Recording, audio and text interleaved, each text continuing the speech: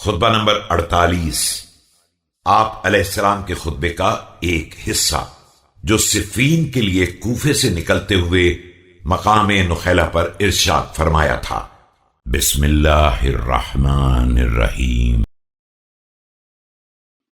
الحمد لله كلما وقب ليل وغسق والحمد لله كلما لاح نجم وخفق والحمد لله غير مفقود الانعام ولا مكافاء الافضال۔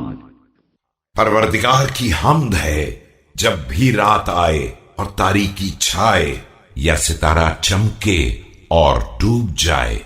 پروردگار کی حمد و ثنا ہے کہ اس کی نعمتیں ختم نہیں ہوتی ہیں اور اس کے احسانات کا بدلہ نہیں دیا جا سکتا ہے۔ اما بعد فقد بعثت مقدمتي وامرتهم بلزوم هذا الملطاط حتى يأتيهم امري۔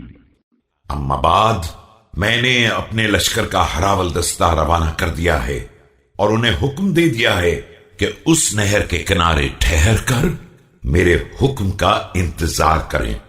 وقد رأيت أن أقطع هذه النطفة إلى شرذمة منكم موطنين أكناف دجلة فأنهدهم معكم إلى عدوكم وأجعلهم من أمداد القوة لكم۔